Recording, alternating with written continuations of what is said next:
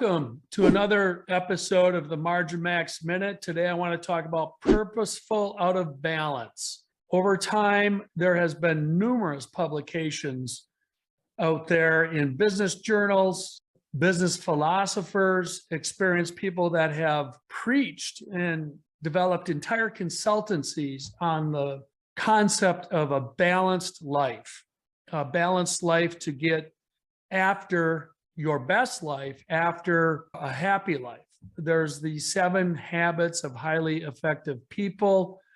There are numerous other aspects out there that tell you to spend time working on balance.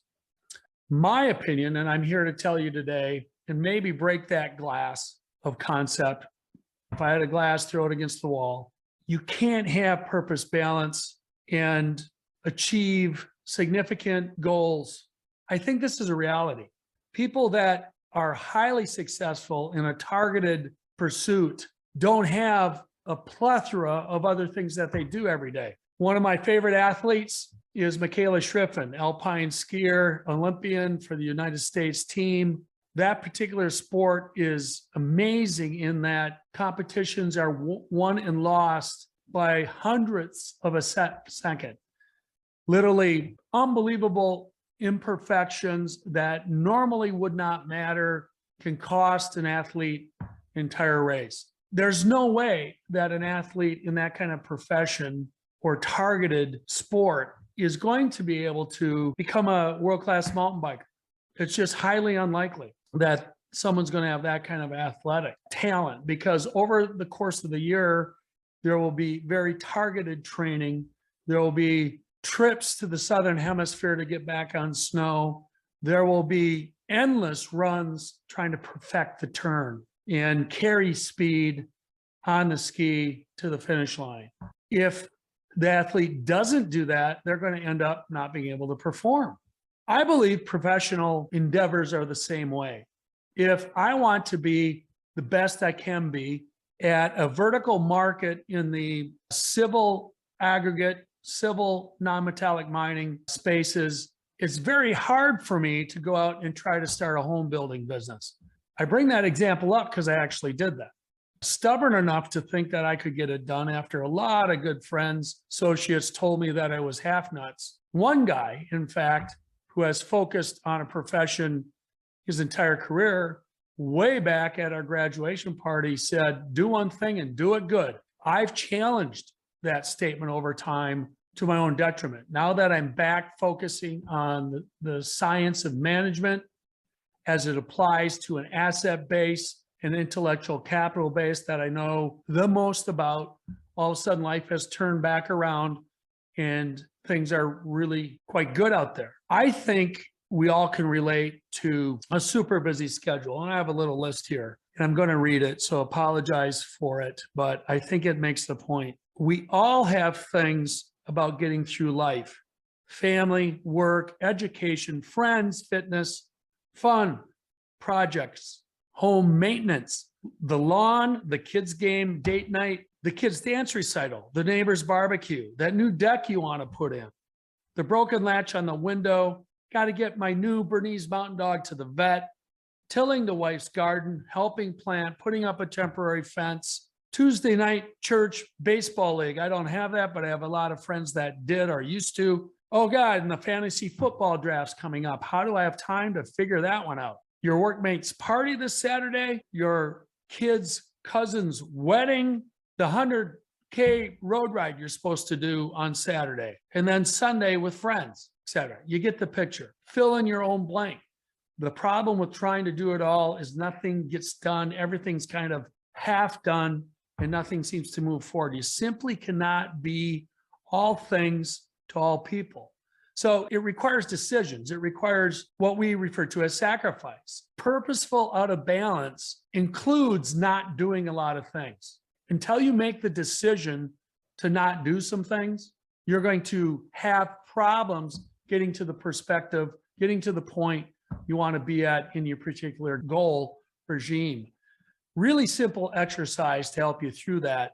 And it's been pioneered, renamed by a number of consultants, business authors, philosophers even. I refer to all of their work in mass as the be, do, want. And frankly, I'm not the first one to do that either. What do you want to be? What do you want to do? And simply, what do you want? What you do is pull out a pad of paper. I prefer spreadsheets. In this digital age, I highly recommend doing things on the computer. There are fabulous tablets, apps out there like Microsoft's OneNote. So if you pick up a pencil, sometimes creative juices flow better with a pencil in your hand. Yeah, I think it has to do with the way, to an extent, our brains are wired. But simply, you could lay out one tab on your spreadsheet that is be, the next one is do, and the last one is want. And what we want to do is literally let out your entire brainstorming paradigm and do not judge, just let them flow. You want to do this over time and come back to this on a routine basis. Ultimately, these lists should motivate you. They are your bucket list in each specific area. On my do list, for instance, I know my wife and I want to go back to the Amalfi Coast. We've been there a couple of times. Absolutely blessed doing that. We absolutely love that type of activity. So that's on my do list. What's on your do list? Don't judge yourself. If you want a Maserati that's red, don't do some kind of value judgment. Put it on there, because we're going to do something later with this particular exercise. But what this does is starts to lay out and funnel the limited time you have on this earth to what you really want. And that's why you have to do it over time. I really recommend coming back to this. It should be grab your coffee, go to a quiet place. Like I'm down here in my work bunker on my property, overlooking parts of my 80 acres with a sport court right next to me. It's a really nice, relaxed space where brainstorming comes to me quite nicely. Find that place and go make this initial list. I'm going to stop there, and we can cover that a lot more times and go into a deep dive. If you want, you can contact me at my website and we can give you more. I will actually have a tool out there available soon to complete that. But this is the beginning of making your choices. The message today is to go out there this week and figure out what you're going to stop doing. And in stopping that, that is a sacrifice. You're going to sacrifice that. And until you do, it's very difficult. A big part of my life in trying to get to this aspect, which I love to share my business ideas, coach to the extent I'm able, advise to the extent I'm able, help other people solve business problems, which just fascinates me to the extent I'm able, really is a big part of my life. And I didn't get here right away. In those years, going through that list I went through earlier, and how busy it was. My God, there's so many of you out there that are young professionals that have your weekends completely booked. Hockey games, dance recitals, baseball, softball.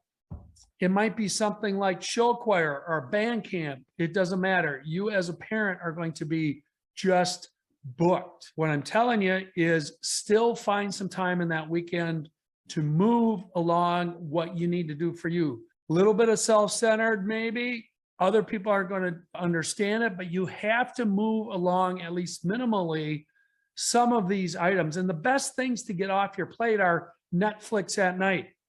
I love a good movie. My wife and I love taking that time to relax, kind of mental recess, but you just can't make that a habit every night. It might be the news in the morning. It might be divvying up the chores to run the household. One of the two spouses does grocery shopping, the other one does laundry. Whatever it is, you try to optimize the time so that you still can grab some hours every week to move things forward. And in my case, I've always been very interested in being the best I can be on a mountain bike. I find my version of flow quite often on that particular challenge. It requires good fitness, it requires health, it requires strength, full body strength, and all that kind of thing. So to find a few hours minimally, even in the most busy part of your life, is really, really important. That's going to knock something else off. And there's likely something there that you don't need to do, like a Netflix, or something you can partition like laundry and grocery shopping. It sounds so fundamental, and we all really don't need to hear this, but most of us don't actually take the actions to get those kind of things done. The next thing you do with this be, do, want is put a timeline on it, but we can't put a timeline on it till we prioritize it. I'm starting my 3rd decade in this kind of exercise.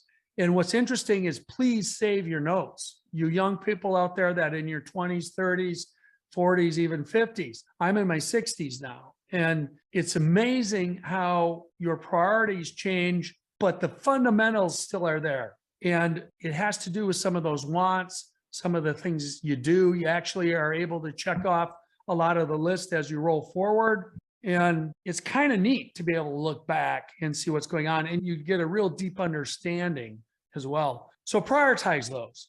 And kind of the Warren Buffett advice, it's been out there. Maybe you have 20, 30, 40, 100 things on your list. Do not worry about the length of the list, but prioritize it. Now I want you to focus on the top 5 only on each of them. Be, do, want. And make sure they make some sense. We want to put a 3-month, a 6-month, a 12-month, 36 months, and 72-month milestone dates on each one of these lines. For those of you who might know what a Gantt chart is, if you just list the first 5 in the do, you just literally are going to put a bar out there in time when you want to execute this. And that becomes another sub priority. First, we said what we want to do, number 1. Now we're putting time on it, because whatever's out there at 72 months to do, we're not going to do today. We're going to start to order what we want to get done. For now, throw away the rest of the list. Okay. And the biggest part of this is to decide what you're going to say no to moving on. So get that done. What's going to happen is you're going to drive out of balance, which I'll call new balance, into your life, where certain things are going to be your focus. Maybe you choose kids' activities, great, and you fill in the rest of your calendar with what you can do. Maybe you pick mountain biking like I did because the kids are graduating from college, off on their own careers, starting their own families. So my wife and I have plenty of time for our own pursuits. She spends a ton of time on photography and learning about that. She's a professional photographer.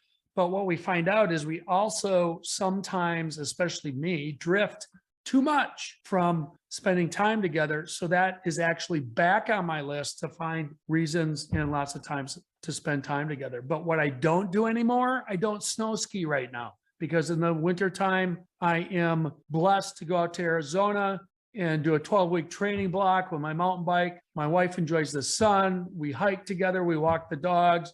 We visit some relatives. We have friends out, but I don't snow ski. And in that particular endeavor too, being retired, which to me, you'll find out means doing precisely what I want to do, I still coach the new management team at the businesses that I own and check in a mentoring and kind of a chairman role, and then work on what else I want to do.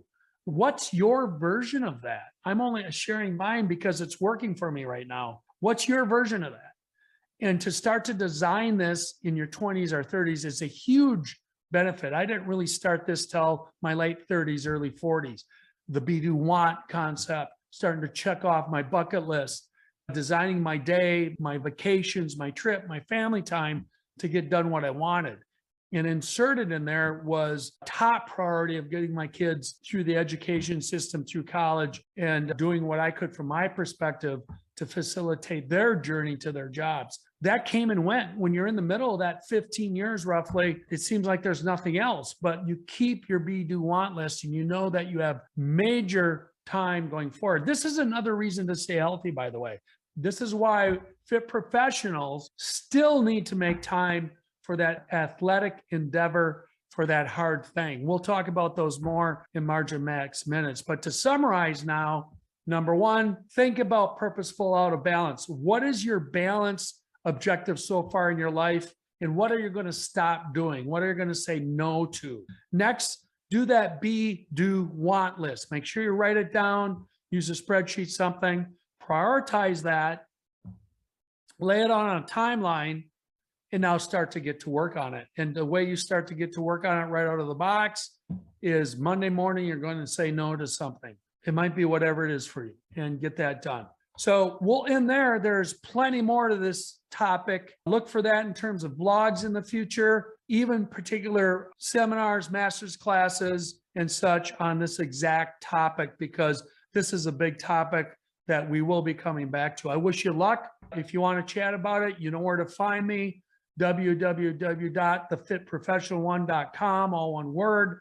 You can also email me at paul.thefitprofessional1.com, and I'll happily get back to you. If you go on my website, I'd appreciate it if you leave your email there. Tell me a little bit about what you have going. Let's start a dialogue, see if we can learn from each other and help that experiential learning curve in your life get you where you need to go.